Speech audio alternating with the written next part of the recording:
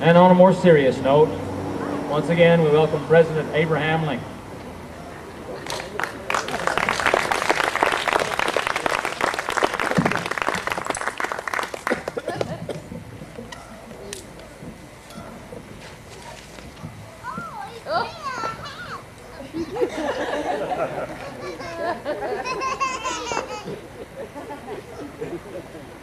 Every year, Abraham Lincoln returns to these steps, not to entertain the older people who have heard enough of Lincoln. Some of you grew up with Lincoln. John McCain did. But to speak to the younger people who have had little opportunity to see or hear of him. In our republic, we know our politicians a little too well, probably. So we've elevated only one to be the saint of the republic, and that is Lincoln. He rises to this stature because he elevated his constituents and his soldiers to sacrifice for the cause of freedom. The Gettysburg Address is Lincoln's short statement to dedicate a soldier's cemetery at the Gettysburg battlefield. We can imagine a battle fought around us on the battlefield here, where the dead died, around where we stand. A battle fought over the 4th of July in 1863. And although that war would grind on for 2 more years, it's the single battle that denied the South outright victory. So listen to what Lincoln says, his biblical pacing, his eloquent common language. This is not political oratory, but it is the apotheosis of American political literature. 87 years ago, our fathers brought forth on this continent a new nation, conceived in liberty and dedicated to the proposition that all men are created equal. Now we are engaged in a great civil war, testing whether that nation, or any nation so conceived, so dedicated, can long endure. We are met on a great battlefield of that war. We have come to dedicate a portion of that field as a final resting place for those who here gave their lives that that nation might live. It is altogether fitting and proper that we should do this. But in a larger sense, we cannot dedicate, we cannot consecrate, we cannot hallow this ground. The brave men, living and dead, who struggled here have consecrated it far above our poor power to add or detract. The world will little note nor long remember what we say here, but it can never forget what they did here. It is for us, the living, rather, to be dedicated here to the unfinished work, which they who fought here have thus far so nobly advanced. It is rather for us to be here dedicated to the great task remaining before us, that from these honored dead we take increased devotion to that cause for which they gave the last full measure of devotion. That we here highly resolve that these dead shall not have died in vain, that this nation under God shall have a new birth of freedom, and that government of the people, by the people, for the people, shall not perish from the earth. Happy 4th of July.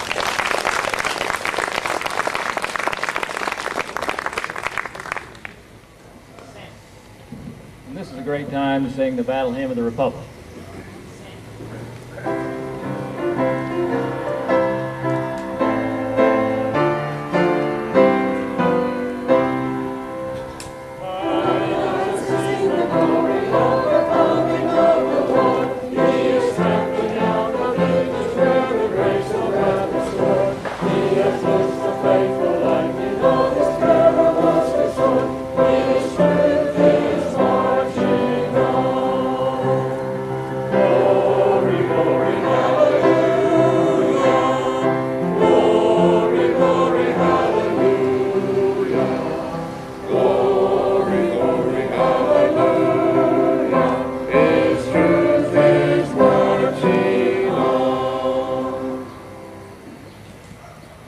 And now, we've already heard from Senator Claghorn telling about his bid for the presidency.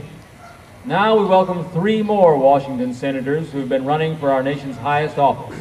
Let's have a big hand for Senator Clinton, Senator McCain, and Senator Obama.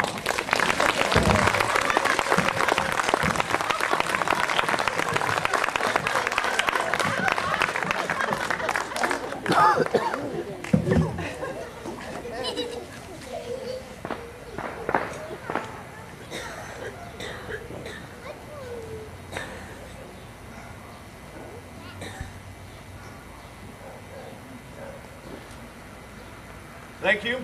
Thank you for that welcome. But I would really like to say that I don't consider myself just a senator. I am an agent of change. In fact, I'm going to change from being a senator to President of the United States.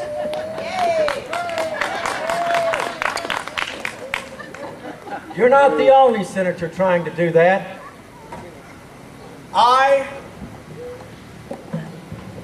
I can lead change. I pay someone to change my cat's litter box. You're still a senator, Obama Rama. I paid someone to change my baby's diapers. I didn't have to be a senator. I could have been a retail clerk because I can make and bring about change. The more things change, the more they stay the same. Senator, Obama is a senator. Now, how can I change and overcome these Washington senators? I've got it. The same way they overcame the Washington generals.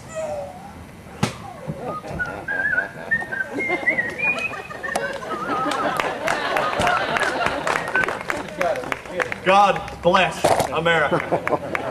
Glad to see you're wearing a pin now.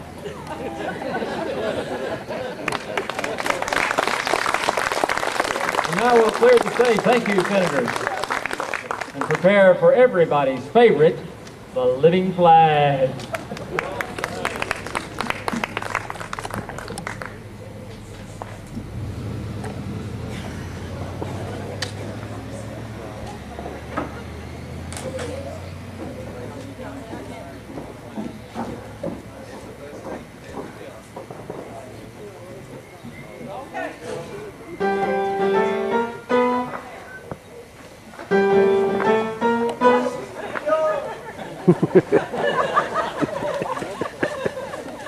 Everybody sings, you know.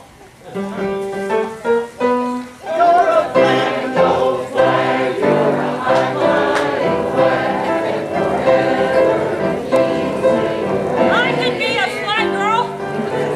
I can wave. I'm waving.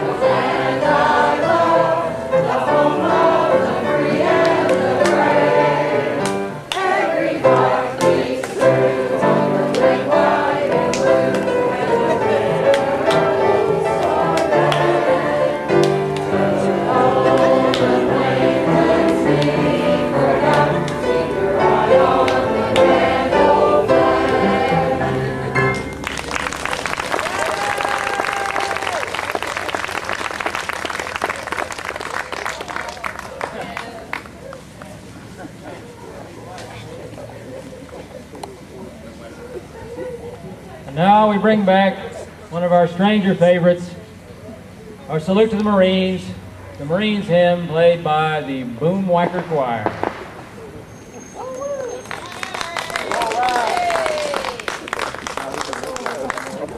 Justice.